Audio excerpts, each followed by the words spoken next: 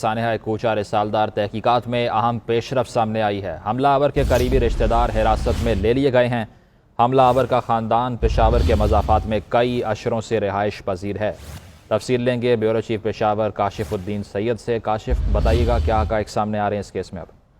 جی مزمل، اہم پیش رفت ہوئے ہیں کوچہ رسالدار دھماکے کی تحقیقات میں، اور کچھ اہم لوگوں کو حراست میں لیا گیا ہے، اور اب تک جو معلومات ہمیں ملی ہے اس کے مطابق حملہ آور کا تعلق قریبی برادر اسلامی ملک افغانستان سے ہے، اور ان کا خاندان کئی اشروں سے پشاور کے مضافات میں ایک گاؤں میں رہائش پذیر ہے، اور یہ بھی بتایا گیا ہے کہ ان کے قریبی رشتہ داروں کو حراست میں لے لیا گیا ہے، اور ان سے جو معلومات ملی ہے اس کی بنیاد پر مزید انکشافات کی بھی توقع کی جا رہی ہے۔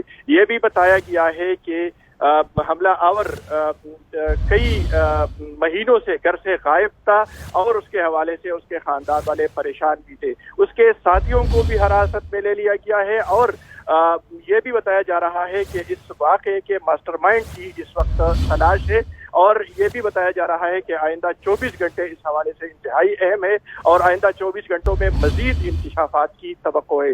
یہ بھی بتایا جا رہا ہے کہ 24 گھنٹے کے دوران پولیس کے اعلیٰ حکام اس حوالے سے میڈیا کو ایک بریفنگ دیں گے، اور اس میں بتایا جائے گا پولیس حکام اس حوالے سے